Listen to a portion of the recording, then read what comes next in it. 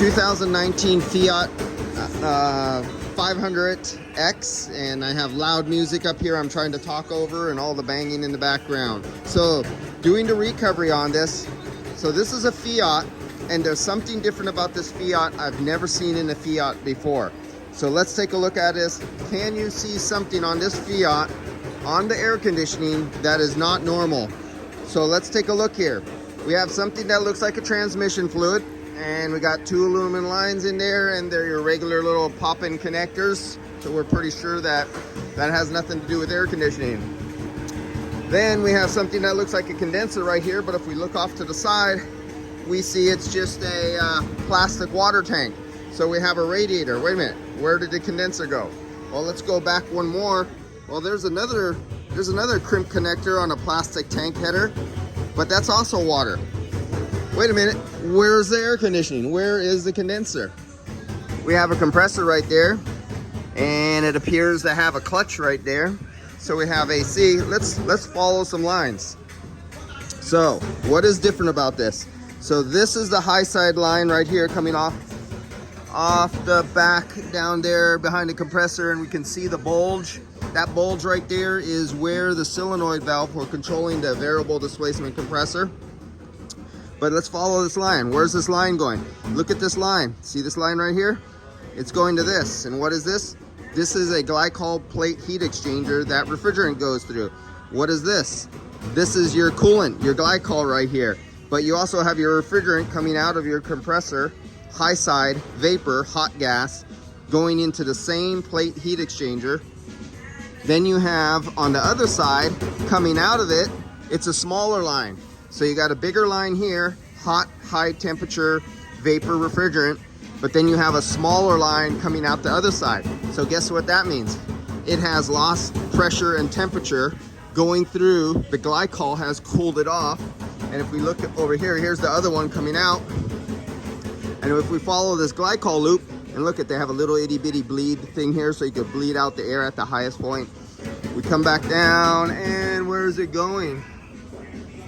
It is going back. It is going way back. And it's just distributing out. I don't know where it's going, but that's GLYCOL to go cool something else. But it gets cooled right here. It goes into this tank right here. And you have another one coming out there, going in the other direction. It ties into this right here. There's a little T, they come together. They come over here. Here's a reservoir right here. Where else does it come out of there? So we got a reservoir, and then our only ins or outs are our little loop coolants going through the engine itself. Now for the radiator, that's the one in the back, because here we go off the engine. See, here's the big one. That's your regular radiator. So that's going to this back radiator right here. That if we look down there, here's our other radiator hose right there going to the engine. And these ones go to the front one right here. Back one for the engine, front one for the plate heat exchanger. So this is filled up with GLYCOL, but where is the electric pump? I am missing an electric pump. Usually the electric pumps are easy to find, but not on this one. Oh, and we have a leak going on here. So coming out of here, you see all the green? You see all the oil right there. So this has a pre-existing leak, and how do we know it's not from the accident? Because the accident happened over here only. Only this piece needs to be replaced. Nothing happened over on this side. This just all has to come off. But this has a lot of dust residue.